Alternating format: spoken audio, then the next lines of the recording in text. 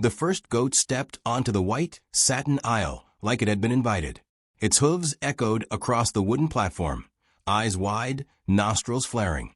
It paused, sniffed the roses bundled neatly into a crystal vase, and then, without shame or hesitation, began devouring them like it was starving. Guests screamed. The harpist dropped her instrument. One of the bridesmaids fainted into a hedge. And me?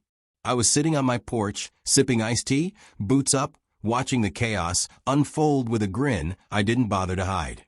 But we'll get there. First, let me tell you how this all started. How two women with matching haircuts and matching entitlement turned my quiet life into a circus and called it a gift to love. It began on a Thursday, mid-morning, sky clear as polished glass. The kind of day that made you grateful to be alive in the middle of nowhere, away from the noise and traffic and people with agendas.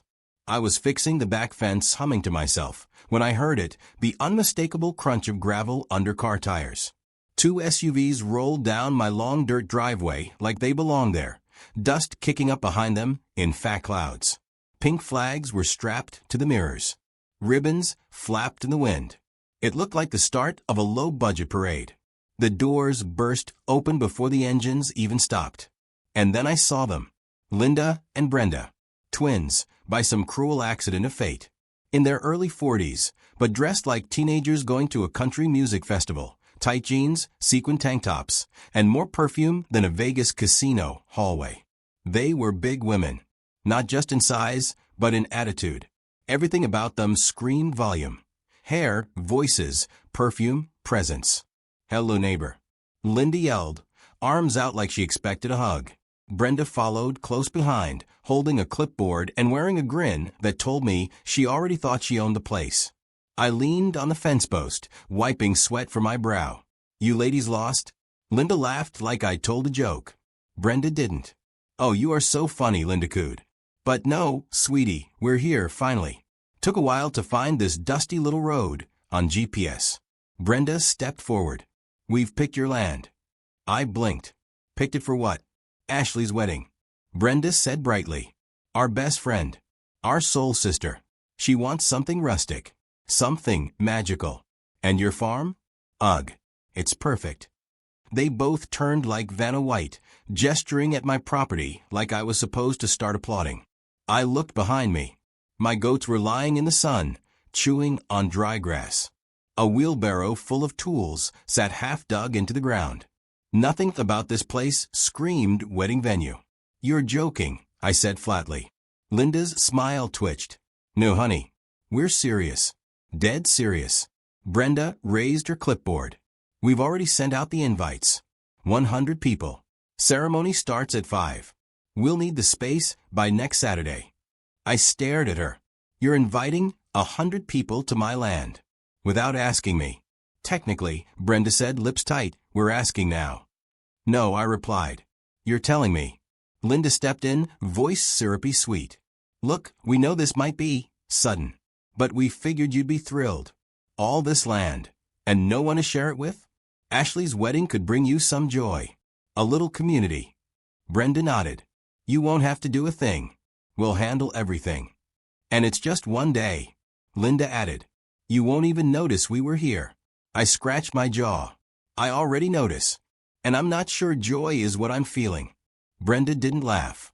We don't really have a backup plan, she said. Ashley's counting on us. That sounds like a you problem. Linda huffed. Oh, come on, don't be heartless. Heartless. I'd been called worse. But there was something in Linda's tone, something that dripped with polished disdain, like I was some cold outsider standing in the way of their fantasy. Let me think about it, I said finally. Brenda smiled like she'd won. Perfect. They got back in their cars without waiting for anything else. Ribbons trailing behind them like streamers at a parade nobody asked for. I stood there a long time after they left, staring at the tire tracks they left on my grass. Over the next 2 days, I thought maybe they'd change their minds.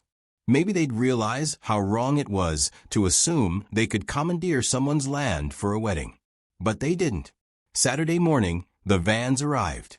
Not 1, not 2, *5, *. White utility vans with company logos, Pure Petals Floral.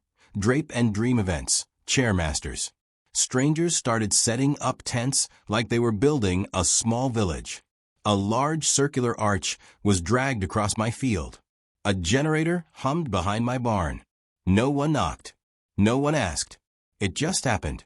I walked out, boots crunching on gravel, as a man unfolded a 12-foot banner that read, "Welcome to Ashley and Noah's Forever." Linda was directing traffic in a wide-brimmed pink hat. Brenda was barking orders at a group of teen volunteers, her voice cracking like a whip. I approached. "You had no right," I said. Linda looked at me, unbothered. "Relax. It's already happening. You said you'd think about it." That wasn't a yes. Brenda didn't even turn. "You've got great soil, by the way. Our steaks are going in like butter." I took a breath. "You need to take this down. Now." Linda put a hand on her hip. "Look, farmer boy, you're making a scene. We're doing this for love. If you stand in the way, you're standing in the way of a bride's happiness. You didn't ask. You didn't pay. You didn't even apologize." Brenda spun around. "Don't be so selfish. This is bigger than you." I stared at her. Linda stepped in again. "Listen, we'll be out by Sunday. We'll even leave you a slice of cake." And with that, they turned and walked off, just like that. Conversation over. I thought about calling the police. I did. But when I rang Sheriff Wallace and explained what was happening, he just chuckled. "Is it trespassing if it's for a wedding?" he asked. "Sounds like a neighborly misunderstanding." I hung up before I said something I'd regret. The next morning, the porta potty arrived. They placed it beside my herb garden. I stood in silence, watching a man in neon orange roll the blue plastic stall across the grass. The smell hit me immediately. Sweet basil and human waste. That night, I sat alone at the kitchen table, staring at a crumpled paper napkin from one of their vendors. It said "Live, Laugh, Love" in cursive gold. It wasn't just the disrespect. It was the invasion. The assumption that I didn't matter. That my land was just a backdrop for their filtered photos and Instagram captions. I wasn't angry. Not really. I was insulted. They didn't fear consequences because they didn't believe I could do anything. That's when I remembered the floral centerpiece. I'd overheard them talking about it while I was out stacking hay. Brenda was on the phone, gushing about the imported California roses, the hand-woven silk ribbons, the way it would tie everything together. It was scheduled to arrive the day before the ceremony, guarded like treasure. That's when the idea began to form. Outside, my goats were shifting restlessly in their pen, curious, hungry, mischievous, especially Daisy. She had a habit of chewing what she shouldn't. I looked out at them, at their dumb, content faces, and smiled. This wasn't just going to be about revenge. It was going to be art. And if Linda and Brenda wanted a memorable wedding, well, they were about to get exactly what they asked for. By Tuesday, my land no longer looked like my land. It looked like a catalog spread for a wedding magazine. If that magazine had been edited by two overbearing sisters with zero respect for boundaries. Massive white tents now dominated the east field, erected like pavilions for royalty. Strings of fairy lights stretched from tree to tree like spiderwebs. Rows of chairs, perfectly aligned, stretched down my orchard path like soldiers awaiting inspection. And the worst part? No one looked at me. Not the caterers unloading crates of wine into my barn, not the decorators rearranging my porch furniture. Not even the DJ who tested bass-heavy love songs at full volume right outside my kitchen window. To them, I wasn't the landowner. I was the invisible obstacle they were ignoring. Ashley, the bride, finally arrived that afternoon. Poor girl. She was young, probably late 20s, thin and nervous, with wide, watery eyes and a delicate voice that never rose above a whisper. Her dress bag trailed behind her like a ghost. She was kind. That was the worst part. She thanked me for opening your beautiful home to us, as if I had. I wanted to correct her. Tell her she was standing in the middle of a hijacking orchestrated by the world's worst twins. But I couldn't. She looked so hopeful, so painfully unaware. The Karens were in full regalia that day. Linda in a glittery pink blouse, Brenda in a cheetah print cardigan, that strained at every seam.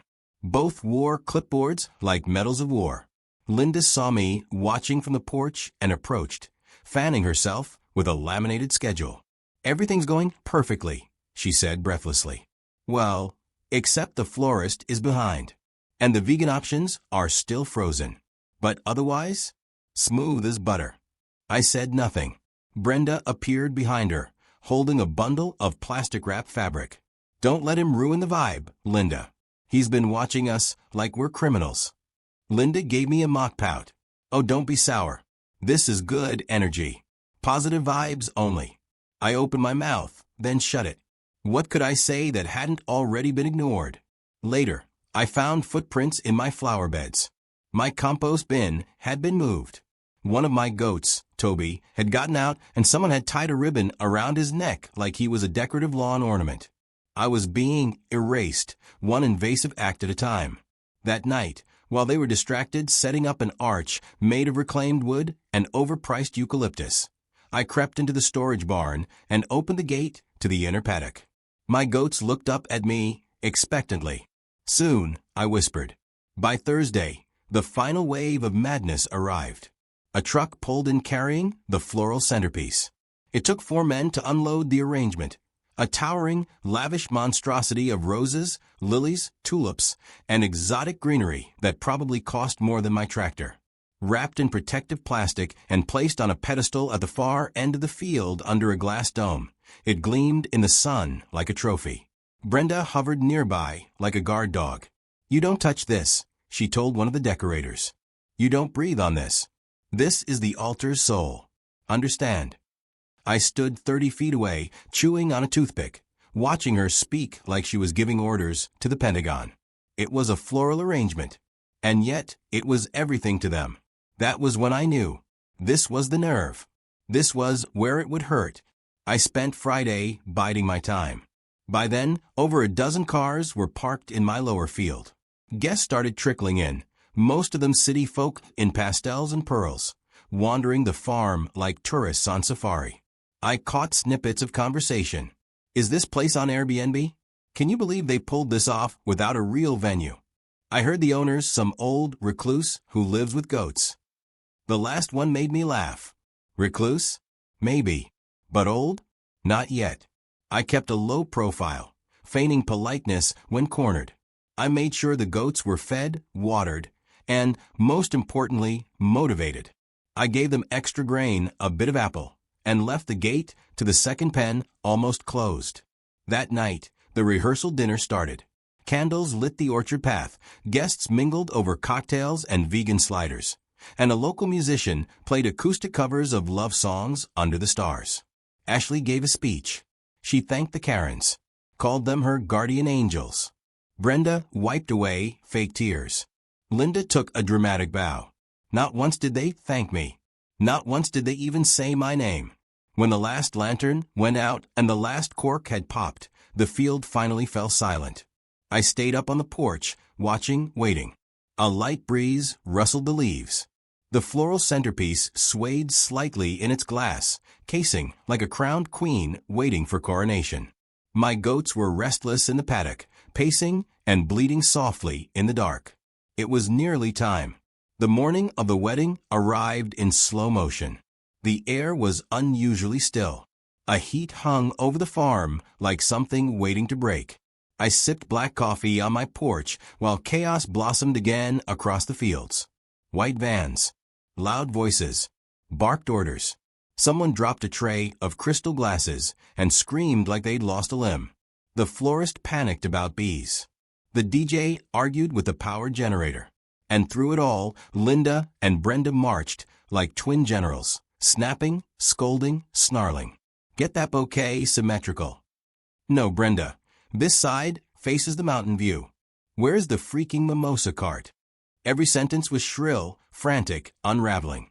By noon, the guests began arriving, dressed to the nines. Sequins, silk, lipstick and lacquer. A small fleet of Range Rovers and Mercedes lined up along my pasture road. Ashley stood inside one of the tents, half in tears, half in makeup. Her dress clung to her like it was too tight, and her hands trembled as she held the bouquet. Her fiancé, Noah, was nowhere in sight. It wasn't my business. None of this was. But still, I felt sorry for her. Then Brenda shouted across the field, "No one touches the centerpiece." Her voice echoed, and with that declaration, the scene was set. Guests filed into their seats. A string quartet began to play. Everything had that surreal, slow-motion quality, like the universe was holding its breath. I stood near the barn, one hand on the gate latch. The goats gathered around me, expectant, eyes wide, ears flicking.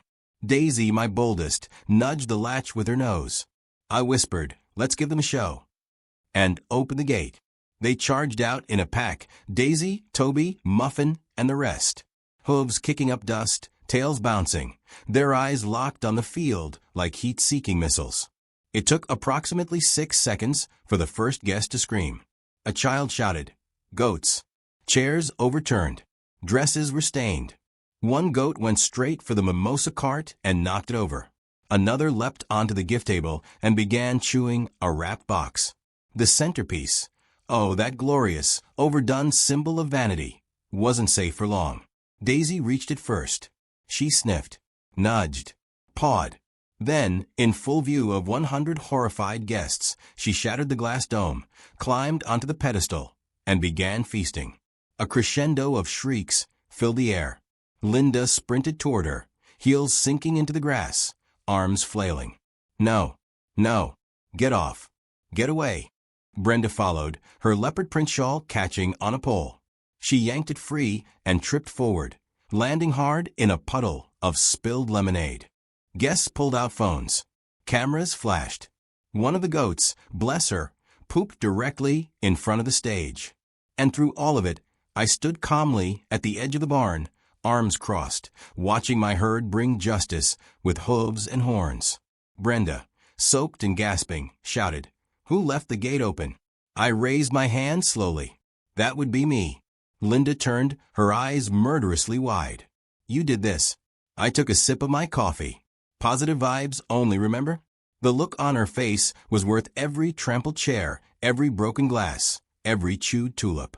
And it wasn't over yet, because the photographer's drone had captured it all from above. And some genius guest, was already uploading the footage live to social media. It was spreading, and they didn't even know how far it would go. Not yet. Linda's scream echoed across the valley, sharp enough to send a hawk flying from the tree-line. She stood at the edge of the aisle, arms frozen in the air, mouth wide, watching as Daisy, my fearless goat, ripped a mouthful of imported orchids from the centerpiece's skeletal remains. Brenda, still on the ground, flailed in a sticky puddle of lemonade and fruit punch. Her leopard print shawl clung to her like a defeated flag. She tried to stand, slipped again, and landed with a dull thud against a folding chair, knocking it over with a pitiful metallic clang. Guests surged backward like a tide retreating from a storm. Women screamed. Men yelled. Someone dropped a glass of champagne and shouted, "Are those things rabid?" In the chaos, the string quartet stopped playing mid-note. One of the violinists dropped her bow and backed into the cake table, her elbows slicing through the side of the 3-tier fondant tower like a hot knife. Frosting exploded across the linen. Ashley, sweet, fragile Ashley, stood under the arbor in her wedding dress, eyes wide, bouquet dangling at her side. Her lips moved, but no sound came out. Her veil fluttered in the wind like a shroud. Toby, my fluffiest goat, wandered toward her. He sniffed her bouquet, then took a gentle bite from it. She didn't stop him. Linda turned toward me, her fury boiling over into a screech that turned heads. "You did this. You ruined everything." I stayed right where I was, hands in my pockets. Calm. Steady. The eye of the storm. "No," I said evenly. "You did that when you decided to trample all over my land without asking." Brenda finally stood, dripping and red-faced. "You think this is funny? You think this is some kind of joke?" "Only the part where you thought I'd just let it all happen," I said. "You thought this farm was yours for the taking, that I wouldn't fight back. But I did. I just didn't use your language." She blinked, confused. "My goats speak louder," I added. The murmurs from the crowd were shifting now, from outrage to curiosity, from chaos to whispered amusement. Phones were still out, cameras recording, capturing every second of this unscripted, glorious downfall. One guest, a woman in a gold dress and towering heels, snorted with laughter as another goat climbed into the mimosa cart and began licking the syrup bottle. Linda turned to Brenda. "Do something." Brenda snapped back. "You're the one who said we didn't need security. Because you said the goats would be in pens. Because you said he wouldn't dare do anything." They were yelling now, in public, loud enough for the guests to hear every delicious word. Ashley took a step forward, her voice finally rising above the chaos. "Enough." Everyone fell quiet. She stood in the center of the wreckage, her dress smeared with frosting and flower petals, veil half off, bouquet half eaten. "I never wanted this," she said. Her voice was small but unwavering. "I wanted a small wedding, with people I loved, on a beach.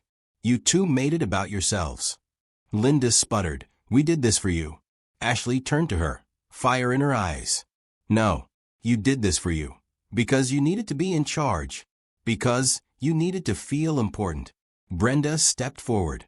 "Ashley, don't. Stop." She held up a hand. "We're done. This wedding, it's done."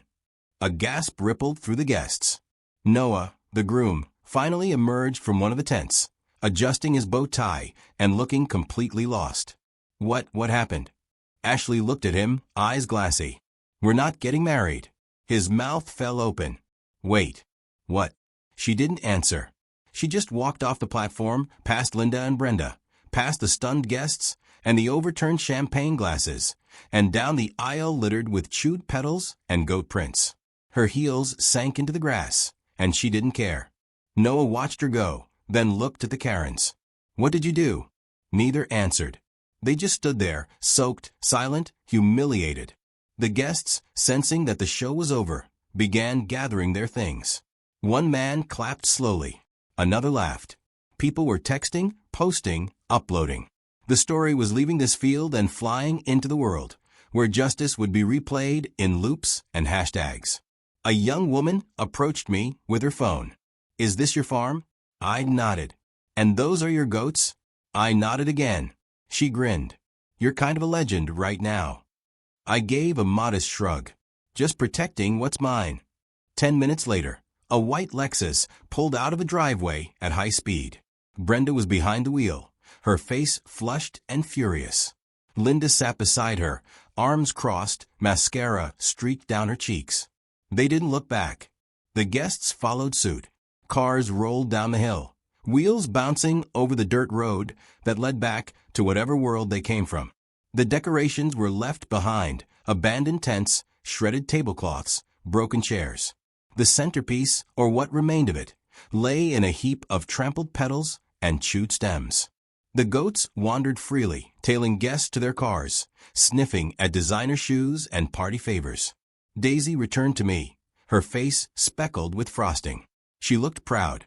"Good girl," I said, patting her side. By dusk, the land was quiet again. Not peaceful. There was trash, confetti, overturned chairs, but quiet. A breeze drifted through the trees. The birds returned. Somewhere in the distance, a coyote howled. I stood in the center of the wreckage, hands on my hips, breathing it in. The scent of justice. Later that evening, as I scrolled through my phone, the first video appeared on my feed. A wide aerial shot from a guest's drone, showing goats storming the altar while two screaming women chased them through a sea of horrified wedding guests. The caption read, "Twin Karens hijack farm for wedding. Farmer sends in the goats." It already had 600,000 views. By morning, it would be millions. I leaned back in my chair, cup of tea in hand, Daisy lying at my feet.